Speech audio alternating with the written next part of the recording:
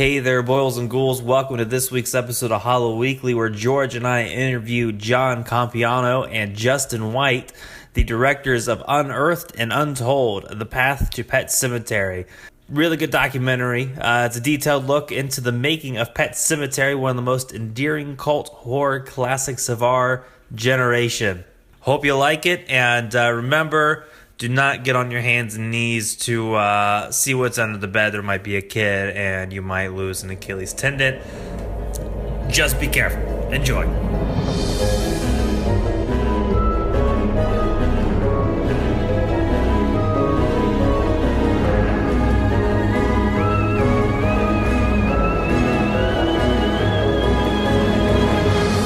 So, first off, how did you two meet? We met actually through a mutual friend back in 2009. This guy was a big Jaws fanatic, and we're both Jaws fans. So each of us separately kind of gravitated towards him, and he introduced us. Do you guys remember the first time you watched Pet Sematary? Definitely. I was at a buddy's house. He lives still behind my parents. He's a lot of my friends growing up were like 4 or 5 years older than me, so they were watching stuff that I shouldn't be, and they exposed me to a lot of stuff. And I remember I was in the top bunk of a bunk bed watching this movie. Everybody was below me in the bottom bunk. I was the only one up top, which was awesome because I could sort of hide my face without looking like a kind of. And I just remember seeing all the Zelda scenes. That's what's kind of burned into my brain from the first time. That makes sense. Probably 6 years old. Oh, wow. Yeah, I was 13. I don't remember the exact year it was. I think it was maybe 90 or 91, but it was one of those things that was like, it was on HBO overnight, and I didn't even know what I was watching, to be honest with you. I just kind of tuned in and recognized Fred Gwynne from other movies, so I just kind of thought I'd check it out, and little did I know that, it would be one of the scariest things a 13-year-old can experience. So... You both got set up. I see. All right. So, what led you to take on this particular movie as a project, and is the finished product close to what the original conception of it was? Ooh, good question. Part 2 of that is a good question. Justin, do you want to take the first part of that, or? Yeah, sure.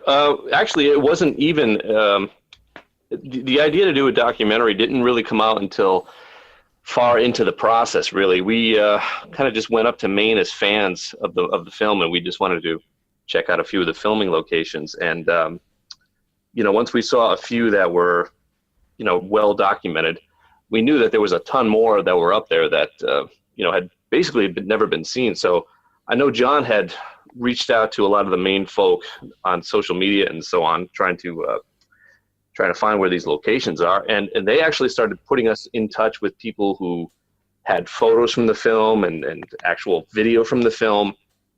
And so we just kind of, out of curiosity, we just kind of got in touch with them. And, we realized that there's kind of like this treasure trove of photos and stuff that fans of the film had never seen. So, we knew that there was an opportunity here for something. We knew we had to get these to the fans somehow, but we didn't know what it was at that point, John. Remember, it was like supposed to be an article, and we were even toying with the idea of doing a short book. Yeah, I mean, it was so organic the way that it happened. I mean, like Justin said, we went up there as fans. I mean, Justin and I love filming locations for movies. As a lot of people that, especially in the horror world, I think they love seeing where stuff was shot and like how things have changed over time. So that's what drew us to Maine originally, was just to go up there and sort of see it for ourselves, take some pictures. And then we're like, well, maybe we could, maybe it would be a YouTube video, not too dissimilar to what a lot of people are doing with filming location stuff. And it just snowballed from there. I mean, we spoke with one person that said, oh, well, if you're interested in the movie, you should talk to this person because they were an extra, or they were on the crew, or they took home videos, or they took photos, and it just snowballed. And, we knew that, Pet Sematary is definitely kind of a cult classic. I mean, it's probably not on the level of, Halloween and stuff like that, but it's definitely got a following, and people definitely love it. And I think if you're a millennial, there's certainly like a nostalgia for it, seeing it when you were young. So, but at the same time, we realized that, there really wasn't much at all in terms of the making of. I mean, I think, Friday the 13th, Nightmare on Elm Street, Halloween, all these movies have definitely gotten their due in terms of the making of behind the scenes treatment. But before our film, there really wasn't anything about Pet Sematary. So we thought maybe there was a void to fill in the horror world. And so we pursued it. But like Justin said, I don't think we really realized it was a documentary until we were like halfway done with it. And we were like, oh, this could potentially be like a feature length project. So did you have to shift major gears when you realized that it was going to be a feature documentary, or did you just kind of continue the process step by step? Oh, big time. I mean, because, when we realized that, oh, maybe this is going to be a film, maybe this could even be a film that maybe like could be distributed. I mean, it's not like we started this and we're shooting for the moon to see like, oh, it's going to be big. Maybe we can get distribution. I mean, it was by accident in some ways. So we had to go back and get appearance releases. We had to go, the way that we were organizing the media, from like a strictly like technical standpoint, none of that stuff was really in place yet. So it was, we did have to sort of backtrack on some of that and sort of retrace our steps. Which was a few interviews we actually had to shoot twice, because we would shoot one interview and realize that later on this guy had so much more to say, and that was not captured in the first interview. But at that time we really didn't have a direction. It was really just kind of like shooting for whatever we could get. And then the more we learned, the more we realized that these people had more to tell. So I think in 2 or 3 instances we actually went back and shot an interview again, just to get like basically the whole story. You guys are working. Wow. Yeah. It's not an easy trek, It's like 6 hours from my house to Ellsworth, Maine. So. Wow. Well, one of the things that I love about your movie that I think is really unique is you made me rewatch other horror documentaries in my head, because I feel like they're missing something that you got, right? So you must have made it like, I'm a big fan of Never Sleep Again, the Nightmare on Elm Street documentary.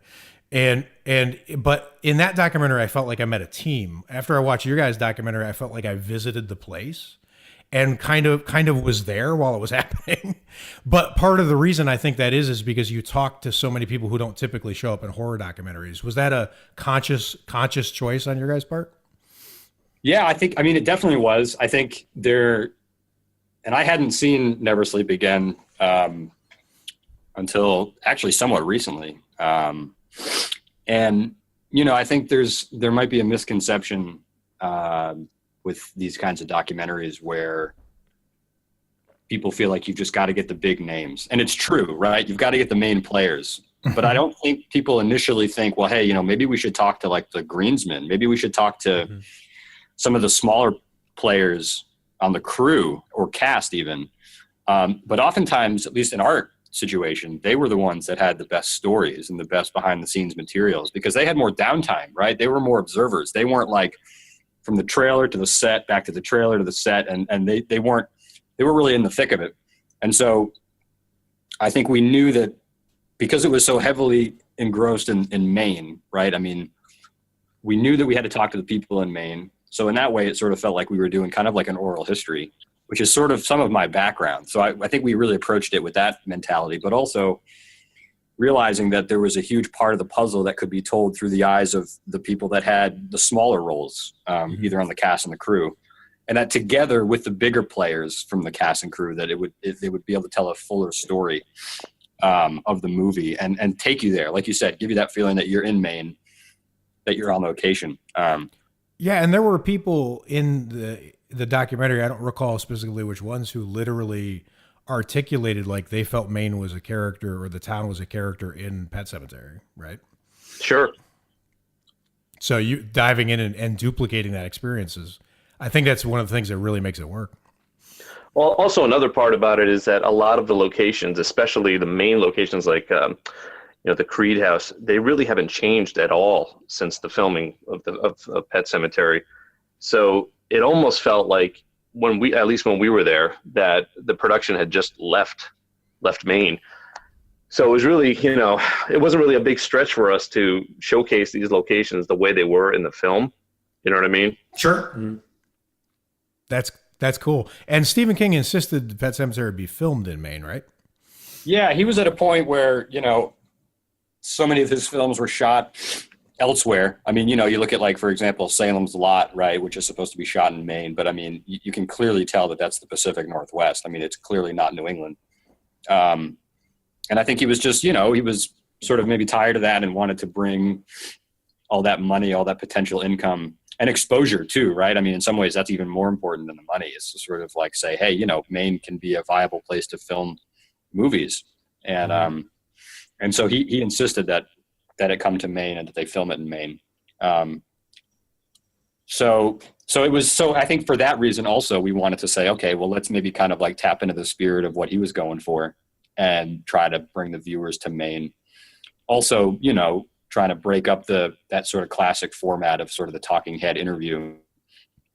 We thought it would be interesting to sort of shake that up a little bit and, interview people on location when possible. You know what I mean? Just try to provide as much variety to keep it interesting as possible. So.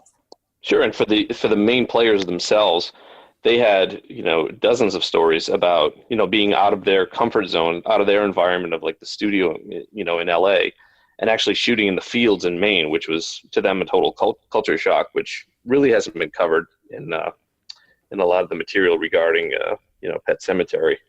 So it was really kind of cool for us to hear that too, because they were almost like strangers in a strange land as well as we were, For sure. And do you feel like the fact that Stephen King made that happen, that it led to a different atmosphere on the set for cast and crew? Like, did they bond because they were out of their elements? Because they seemed pretty close knit from your documentary. Yeah, I think it had a big part, and King would come by the set a lot, and so I think Ellsworth and Hancock are pretty close to Bangor, so I think they were able to sort of tap into that atmosphere, which they obviously wouldn't have gotten if they were across the country, in Oregon or somewhere else, Washington State or whatever. So I think that definitely helped everybody sort of like get into the spirit of the film, get into their characters. And then of course, having so many Mainers around them in the cast and the crew, and just having locals just sort of, admiring from a distance, I think just sort of helped kind of create the atmosphere for them. That's awesome. There were some things from the early in the documentary that really jumped out to me that I wanted to ask a question or two about. Like there's a really interesting point made about the transition from the slasher era to sci-fi and why you care about the characters in Pet Sematary more than a lot of the horror movies from that era. Can you elaborate on that at all? Yeah, it's a good question. Yeah, so you're mentioning when Rod talked about that a little bit. He was the freelancer for Fangoria back in the day. Mm-hmm. Well, I think in part, well, first, right, Pet Sematary was going to be shot by George Romero, who was tied up with monkey shines and ultimately couldn't do it, which is how Mary Lambert got the film. And I think Mary Lambert brought her, she's a very atmospheric director. And I think she was able to bring her style to the film a little bit, which focused heavily on the family. I think she rightly sort of said that for you to care about what's happening to these characters sort of in the third act, you've got to care about them in the beginning, and you've got to believe that this is like a tight family unit. And I think Mary did a great job doing that. And I think maybe what Rob's point, because what you're talking about is what the point that Rob made. I think maybe that set itself aside a little bit from some of the sci-fi horror films that were pretty big in 88, 89, sort of the late 80s. And certainly the idea of the child, the baby, being killed. I think, everyone who was watching had that, we all have that inherent sense of loss and the fear of death. And to see it projected on the screen with a toddler being the one to be killed. I mean, that's something that really wasn't really popular back in those days. You never really killed off kids. So I think that also was kind of like a shocker, so to speak, like an eye opener. People hadn't really seen that before. It was usually teenagers or adults getting whacked in these films. You know what I mean? Yeah, for sure. Did that concept lead to some hesitation with anyone joining the project? And if it did, how were they talked into joining? I'm not sure if it prevented anyone from joining. I think there was certainly some, hesitation as to the process in which they would do it. They certainly didn't want to put anyone in danger. And they, like they said in the documentary, they had this really big fear of scarring Miko for life. So, Sure. They certainly approached it with safety being the utmost feature. But I don't know, John, do you recall if there was any trepidation about, people not joining because of the content? I don't seem to remember that. No, that wasn't so much like people's hesitation. I think funny enough, sort of the people that were the most hesitant, we did get a lot of initial, at least I did. I was typically the first line of defense for people when we would make initial contact about the project and to inquire about whether they were interested in joining. And particularly with the local Maine people. So often people, their response to me would be like, well, why do you want to talk to me? I was just so-and-so. Like, what could I possibly have to offer? Like these very like sort of humble, sort of down to earth people that just couldn't imagine why two guys shooting a documentary would want to talk to them or drive, let alone 5 hours, and interview them for an afternoon in their living room.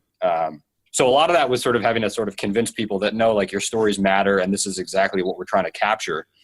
They'd say, well, have you tried to talk to Dale Midkiff? It's like, well, of course we have, but we also want to talk to you because, you have tories that, nobody has heard before, right? I mean, nobody's heard this stuff before or seen your photos so a lot of the people that were hesitant to join the project, I'd say 90% of it were people from Maine that were just sort of taken aback and humbled as to like why we would even be interested in them in the first place. Wow. So that's pretty cool. I mean, people from Maine there. Sorry, go ahead, Justin. No, I'm sorry. I was apologizing. I thought you guys were referring to Pet Sematary itself, not the documentary. I was answering a different question. Yeah, I actually was talking about Pet Sematary, but I know what John's talking about. Like that was actually something I also want to discuss was, how your process of getting people involved, and did it snowball? Like, did getting a few people in your pocket make it easier to get other people to be part of your documentary? Absolutely. It was pretty much all word of mouth at that point, right, John? I mean, we got in touch with a few people and established a pretty good rapport with them, and they really kind of went to bat for us in getting some of the more elusive types. You know what I mean? It was like not something we really had to go too far to seek out. We really had the help of Mainers, getting other Mainers on board.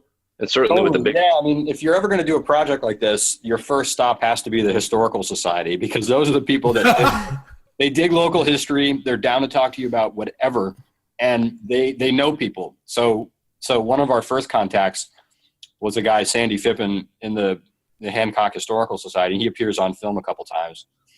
And so he was a great networking tool for us to sort of find people in the community. But in terms of the cast and crew from the actual movie, it was totally word of mouth and a domino effect. I mean, I think Brad Greenquist was one of the first guys that we got, and Miko Hughes. And it took us to have a great rapport and a great experience with Brad for him to sort of tell Denise that, hey, these guys are legitimate. And we weren't going to get to Mary Lambert without getting Denise. So once we got Denise, we got Mary Lambert. And as is often the case with this kind of stuff, you have to get a bunch of people before some people will say yes. So I think I was rejected by the agent of the twins maybe 6 or 7 times over the course of 2.5 years. Wow. And it wasn't until we got everybody but them that then it became a matter of, oh, well, shit, if you have all them, like, we can't be the only people not in it. Why are we in there? Right, yeah, exactly. So that's just kind of the game you had to play. So yeah, you're right. It was very much like you got to get this person to get that person. And so it worked out most of the time. And then Stephen King himself, obviously, a super busy man. I'm sure you reached out to him, but how did that go? Yeah, that was, oh boy. We had a lot of people reaching out to him for us. Yeah, he's a busy dude. Team Unearthed. Everyone was sending emails. Pretty much. Yep. Yeah, pretty much. Yeah, we worked hard to get him. And I think at the time he was touring his Kennedy book. And, it was just, he was aware of the project, and I think, he was supportive of it, but the schedules just never worked out. And it's hard because he splits his time now between Florida and Maine. So in the wintertime, he's down there. And yeah, I mean, everybody wants a piece of Stephen King. So, it was just not, just didn't happen. Did you, he's aware of the project after the fact though, right? Awesome. And I rewatched Pet Sematary last night actually, and it was very much like I remembered it, except for I had no memory of how good the music was. Could you just put in a word for the score? Cause it's really amazing. Elliot. Yeah. Yeah, I mean, I think the score is great. Like he talked about a little bit on camera and off camera. I think Bernard Herrmann, who did a lot of music for Alfred Hitchcock, was certainly an influence. But I think he had and still has a great relationship with Mary Lambert. He scored the film that Mary did directly after Pet Sematary, so they were sort of in sync with on a creative level with what each other was going for. And so I think because Mary is such a gifted director visually, right, which makes sense. I mean, she comes from music videos and stuff. I mean, that's her world. Mm-hmm. I think he was able to sort of complement what she was doing sort of from a visual standpoint, from an atmosphere standpoint, and to score it and to sort of contrast, a lot of the natural Maine beauty with sort of like these lullabies, but also obviously the third act of the film gets very dark with Miko coming back and killing everybody. So I think he captured that in a really strong way without overdoing it. Because oftentimes, right, I think something that gets overlooked a lot of the time is sort of a composer is just as brilliant for what they score, for what they don't score, and knowing when to use silence and knowing when to sort of just let what's happening on screen play out. And so, using like little kids' instruments and using toy instruments and just, I mean, yeah, he was brilliant. He was totally brilliant. The score is absolutely beautiful if you listen to it, as a standalone recording. And I know they reissued it a year or two ago on vinyl, and it just sounds awesome. It just sounds totally awesome. Yeah. And like there's a softness and haze to the whole movie, which the music, plays into that I didn't remember, like, which is really cool because a lot of horror movies are just straight out aggressive. Right.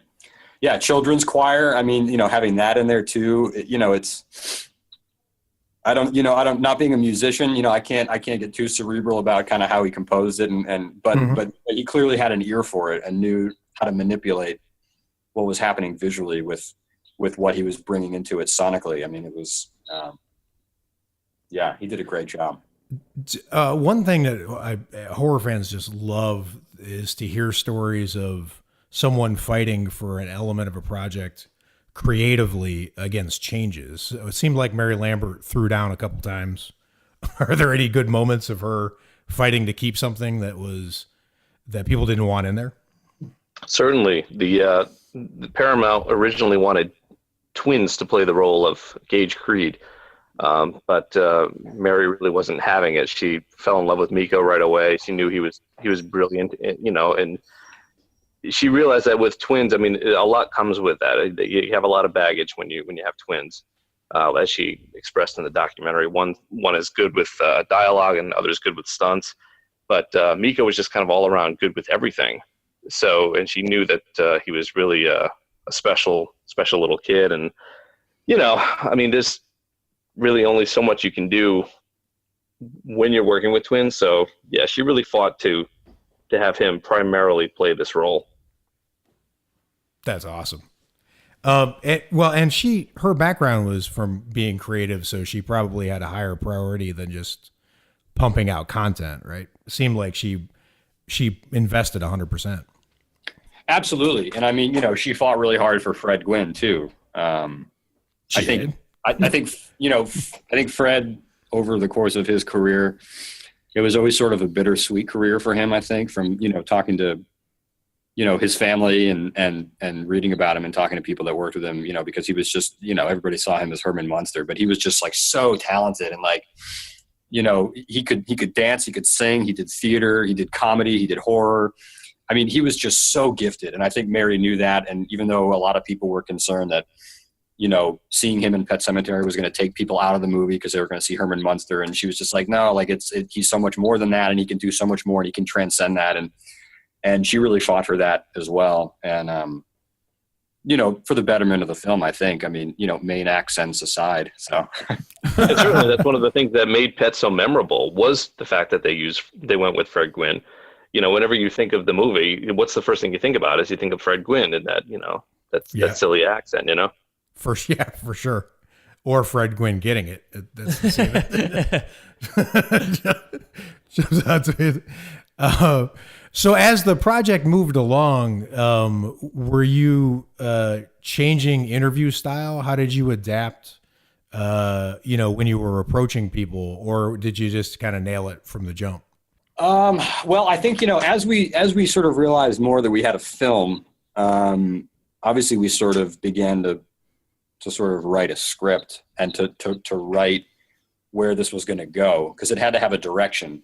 And, there were these obviously huge tentpole themes that we wanted to touch on, right? Like how the film came to be in the first place and why it ended up in Maine and what that meant. And also sort of the legacy of the film. So there were like these big themes that we wanted to talk about. So as we sort of began to put that together and began putting a script together, it became clear what we didn't have and what we needed to get. And so, yeah, we would eventually start to tweak, how we interviewed people, who we needed to interview, who we needed to re-interview, as it became clear what the film was going to be and what it was going to look like. Because we had also decided that we didn't want to have a narrator. We realized that we didn't want to write narration for somebody. We really wanted to let all these characters sort of tell the story, which, looking back on it, it made a lot more work for us, because here we are for, 50% of the time we've been just recording these interviews. Then we realized that, maybe we want to make a film. Well, let's hope that all these interviews can work together at some point. So it was kind of a leap of faith in that way. And luckily, I think they worked out for the most part. What do you think, Justin? Yeah, well, also, I mean, let's also touch on the fact that along the way, there were people who were too, I don't know, like you were saying before, they were too modest and humble to go on camera, and some of them didn't want to be interviewed, but they also had all these amazing stories. Some of them were just actually impossible to get. Just because of logistics and where they were living at the time. But they still had all these amazing stories. So we had to kind of take those nuggets of information and try to get them from other people, which wasn't always, which was a challenge. You know what I mean? It's like a lot of the people kind of remembered some of the things and some of them didn't remember a lot of them. So there was the ones that we couldn't get from some person, we had to get from another person, and then another person. It just kind of became like we have all the pieces of the puzzle, but now we need the rest of now we need these people to kind of put it together for us. Right. And a narrator, you could just write it in, but without, you got to get someone to say it. Exactly. Yeah, and of course, then there's, ethically, you don't want to feed anybody an answer. I mean, you want it to happen naturally. Sure. But that was a challenge. I don't know if we could do it again, if we would write narration or not. I don't know, but No, I love it the way it is. I'm good the way it is. All right. So then, the release process, how did that go? How was the reception? What's the response you've been getting? So I mean, we were sort of sending it out to, we were gauging interest to see, if there would be interest in screening it at festivals and that kind of thing. And it played at I think it was the 2014 Rhode Island International Horror Film Festival, at which a representative from Terror Films was at, and they saw the film, and it got Best Documentary at that festival. And so they went back to California, and then I think it was shortly thereafter we got an email from somebody at Terror Films, inquiring about whether we had distribution yet or not, and we didn't. So we, struck up a conversation with them, and it took a while to sort of iron out all the details and whatever, but that's how that came about with Terror Films. Cool. And then now that it's out, you must be getting responses on social media and people you run into and from people who were in the movie. What's the reaction? It's been nothing but positive so far. I'm actually kind of really taken aback. You got to remember, when the two of us have been invested in this for the better part of 5-6 years now, And to us, it's just kind of like, been there, done that.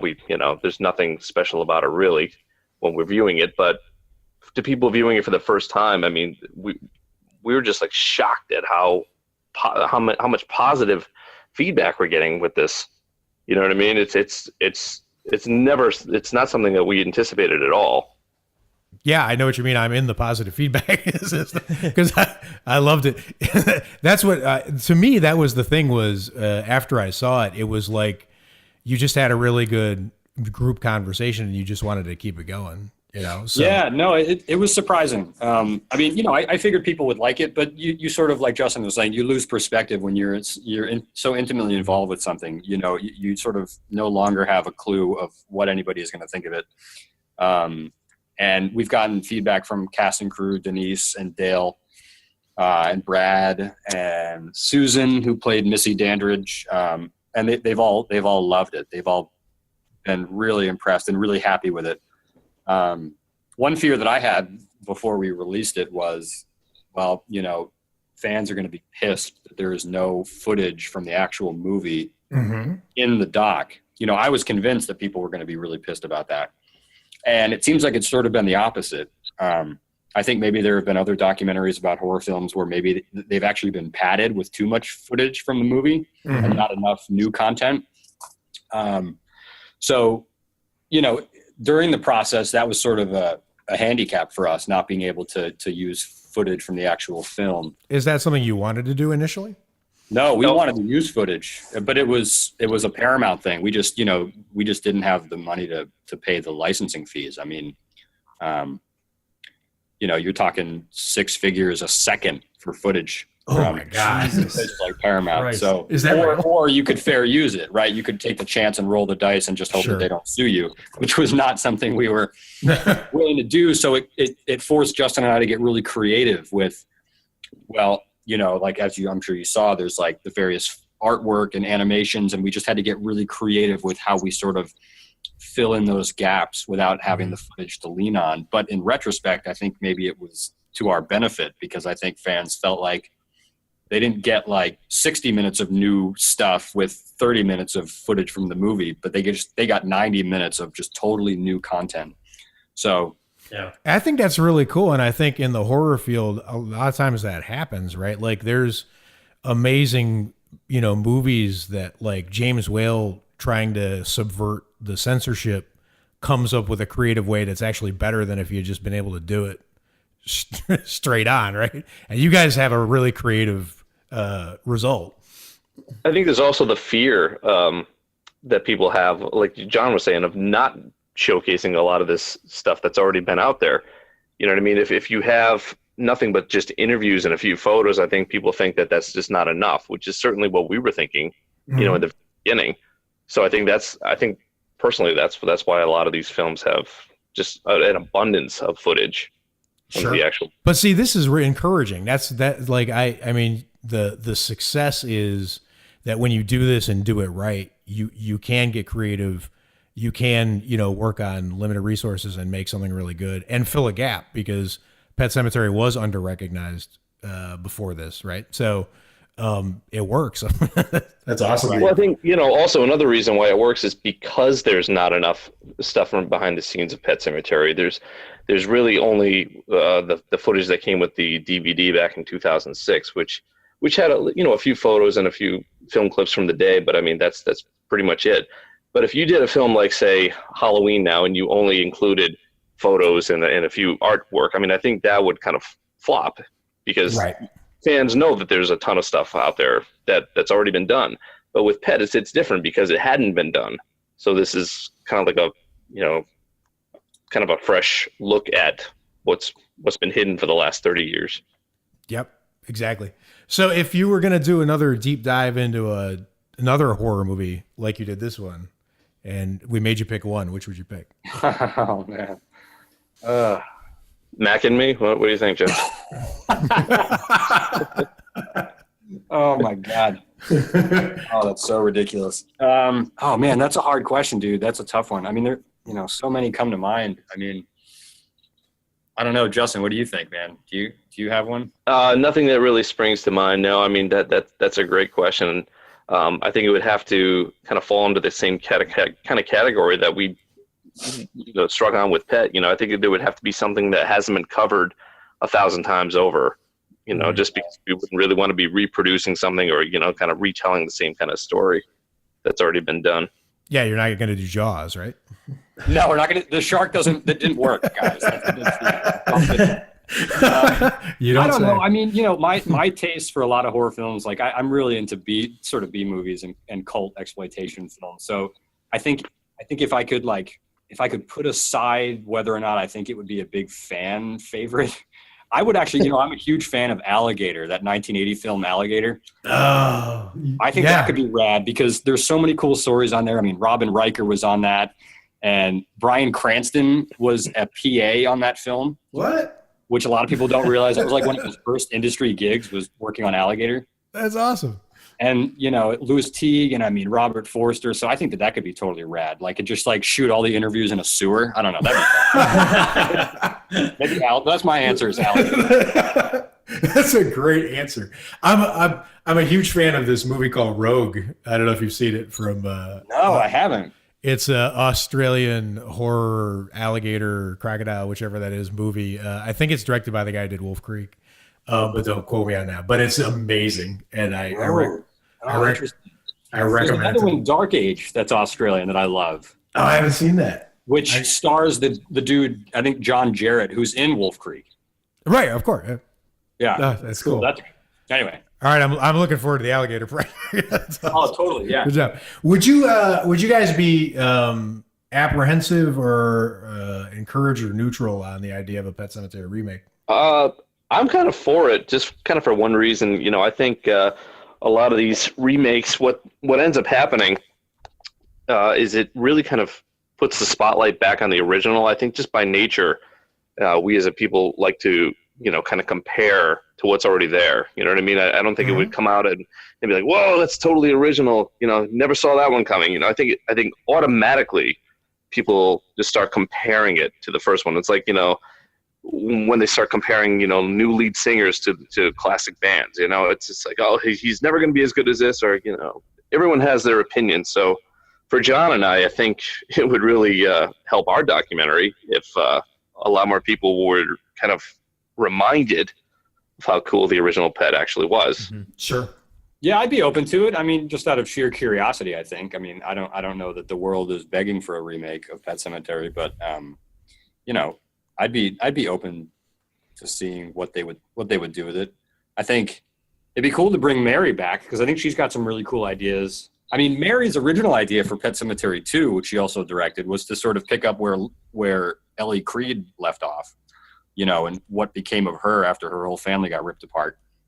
But I think Paramount wasn't into that idea. It wasn't sexy enough, so they went with the idea that they ended up going with, which in some ways is good because then we wouldn't have gotten that Clancy Brown mashed potato scene at the kitchen table. So that, in some ways, that's it was a good thing. But I'd be interested to see kind of that take on it. It's funny, actually, just back to your last question super quick. Yeah. You asked about a deep dive of another film, and I totally forgot that I'm currently in pre-production with the guys who did they're doing the Robo doc, and they did the Hellraiser doc and the Fright Night documentary that just came out. We're doing a deep dive on Stephen King's It, the original miniseries. Oh, cool. Which is going to start production in June. So what a perfect time with everything that's happening, like Castle Rock and yeah.